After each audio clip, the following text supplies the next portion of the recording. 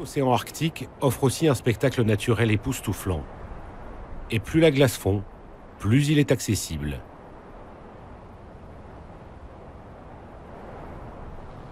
Sa beauté naturelle en fait une attraction touristique de premier plan. Rien qu'au Groenland, plus de 100 000 croisiéristes ont navigué au milieu des icebergs l'année dernière.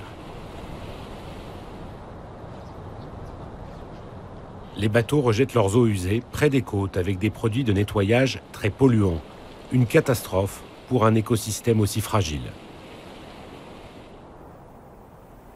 Le tourisme, en fait, est l'illustration du paradoxe arctique. C'est d'un côté une fascination pour une zone hostile à l'homme, et deuxièmement une zone que l'on souhaiterait protéger et préserver, puisqu'on en reconnaît la richesse naturelle et biologique.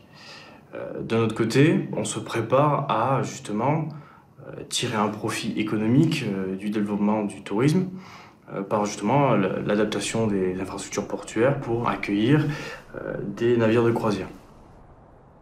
Les touristes viennent observer un monde en voie de disparition.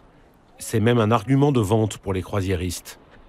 Des paquebots de 400 ou 500 places peuvent aujourd'hui faire escale dans des petits ports, avec les conséquences habituelles du tourisme de masse.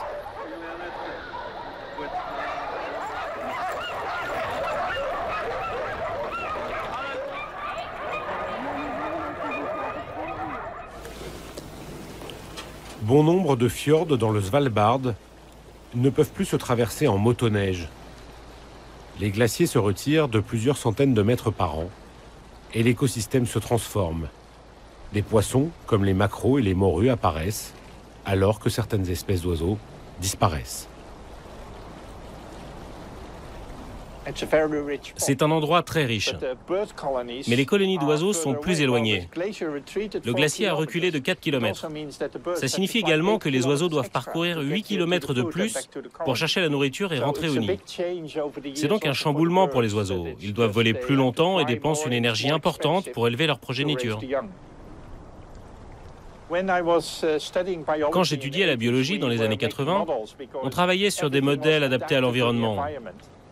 Mais nous avons cessé de tout modéliser. Les changements sont rapides et les animaux réagissent très mal à des changements aussi importants. Ils ne peuvent plus s'adapter. C'est un environnement qui est devenu imprévisible. 2016 et 2018 ont été les 2 années les plus chaudes des 100 dernières années. La banquise fond à vue d'œil. L'Arctique, qu'on admire aujourd'hui, ne sera bientôt plus qu'un lointain souvenir. Mais sa conquête commerciale et militaire ne fait que commencer.